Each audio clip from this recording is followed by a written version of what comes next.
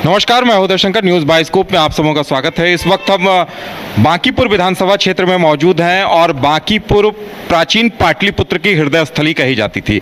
हमारे साथ जनसुराज की प्रत्याशी वंदना कुमारी जी हैं, उनसे बातचीत करेंगे। वंदना जी, आज आप चुनाव मैदान में हैं, आखिर ऐसी क्या वजह है कि आज आप चुनाव मैदान में आपको आना पड़ा?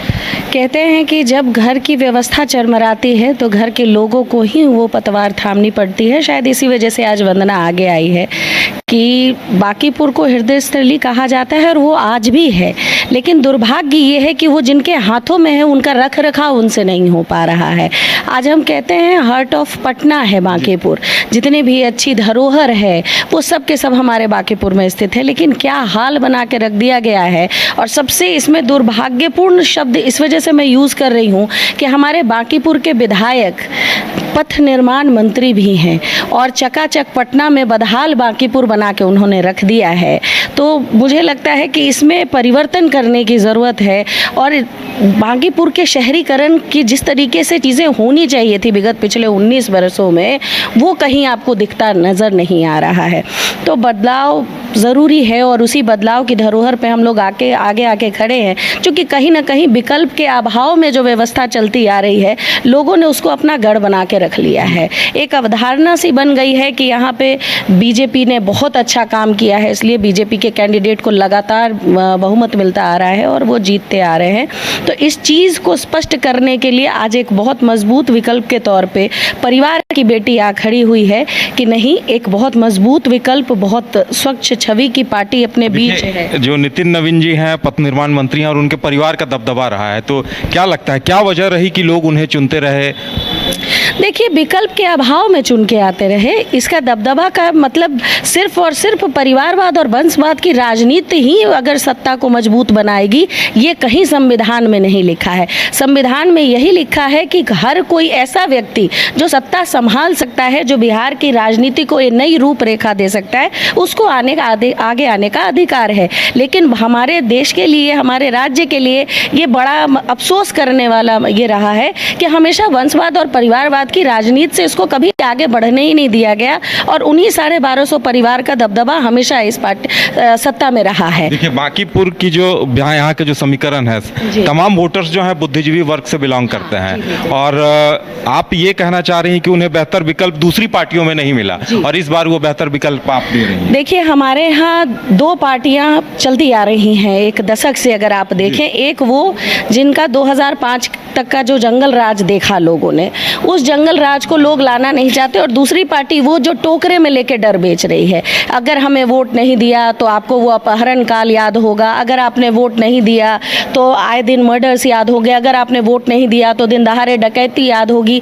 तो जो पढ़े लिखे लोग हैं, जो शांति चाहते हैं, जो समाज में सुख शांति से अपने परिवार के साथ ज़िंदगी व्यतीत करना चाहते हैं, वो लोग इस डर से बीजेपी के साथ लगातार जुड़े आ रहे हैं और एक उम्मीद से जुड़े आ रहे हैं कि कहीं ना कहीं मोदी जी पे जो विश्वास लोगों ने जताया है, जो हमारे माननीय प्रधानमंत्री जी हैं कि उन्होंने गुजरात का भला किया है, तो उनकी इसमें आएंगे तो चीज़ें हमारे बिहार में भी कुछ ना कुछ उसी तरीके से अच्छी होंगी।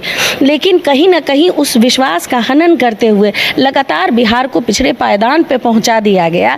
ये बड़ा अफसोसजनक है कि उस विश्वास पे खड़े नहीं उतर पाए हमारे। एक और बात है, देखिए, माना ये जाता है कि बांकीपुर कायस्थ बहुल है, लगभग 14-15% कायस्थ आबादी है, कायस्थ वोटर है, उन्हीं की वजह से यहाँ हार जीत तय होती है। आप भूमिहार समाज से आती हैं, भूमिहार समाज की बेटी हैं, तो इस समीकरण को लेकर आप क्या कहें? देखिए, बेटी तो बेटी होती है, चाहे वो भूमिहार समाज की हो या कायस्थ समाज की हो। जब जन्म हुआ है तो हम लोग किसी न किसी जाति के हैं।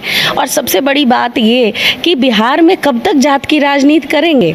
आज अगर आप पिछले कई दशकों से अगर चुनाव का परिणाम उठा के देखते आए तो क्या सिर्फ एक जाति ने सत्ता पे लोगों को अभी कुछ दिन पहले आए दिन मैं न्यूज़ पे देख रही थी कि एक सीट से अपने कायस्थ समाज का नाम कट गया। उस पे उनका जो प्रतिक्रिया आ रहा है अपनी पार्टी के विरोध में, जो चीज़ें हो रही हैं उनके, आप सोचिए, सत्ता में रहने के लिए लोग पार्टी का इस कदर विरोध कर रहे हैं, तो दूसरे ही पक्ष में सत्ता में रहने के लिए लोग उनके साथ आके कैसे खड़े हो जाएंगे। इस जात की राजनीति को ख़त्म करने का ज़रूरत है, विकास की राजनीति करनी ज़रूरी है। तो मुझे लगता है कि मेरा परिवार मुझे विकास के लिए समर्थन देगा कि बिहार की बेटी मजबूती से लड़ाई लड़ने उतरी है और परिवार के समर्थन और प्यार से इस क्षेत्र में आई हूँ हूँ और एक नए संकल्प के साथ आई हूँ, एक नई रूपरेखा बांकीपुर को देने आई हूँ। चलिए, अंतिम सवाल, बांकीपुर के वोटर्स को क्या कहेंगे? अगर आप चुन कर आती हैं, जीत कर आती हैं, तो आपकी प्रायोरिटी क्या होगी यहाँ की? सबसे पहली प्रायोरिटी तो पहले निवेदन है मेरे परिवार के सदस्यों से कि सबसे कम वोटिंग परसेंटेज वाला विधानसभा अपना बांकीपुर है और कहीं ना कहीं इसका खामियाजा हमारा पूरा परिवार भुगतता है। तो आप जो भी हमारे परिवार के जन, आपके माध्यम से मैं ये कहना चाहूँगी कि 6 तारीख को अपने घरों से बाहर निकलिए और भारी से भारी संख्या पे अपने मतदान के अधिकार का प्रयोग करिए और एक सही सरकार चुन के लाइए। जो आज हमारी ब्रांच सड़कें हैं, वहाँ झूलते तार, टूटी सड़कें और घरों के बाहर बहते नाले, ये हमारे बांकीपुर की पहचान नहीं है। इसको बदलने की ज़रूरत है और हमें बहुत अच्छे वे में एक रोल मॉडल की तरह बांकीपुर को डेवलप करने की ज़रूरत है कि जब हम बाहर जाके देख के आते हैं, वैसे ही लोग जब हमारे पटना आए तो कहे कि नहीं, सच में बांकीपुर जो है वो पटना का दिल है। इसको इसी तरीके से रखने की आवश्यकता है। हमें वक्त देने के लिए बहुत बहुत धन्यवाद। तो ये थी वंदना कुमारी जी, जिनका कहना है कि बांकीपुर में इस बार तमाम समीकरण ध्वस्त हो जाएंगे और इनका कहना है कि जंगल राज को चुनना नहीं चाहते थे, इसलिए लोग एक परिवार को चुनते रहे।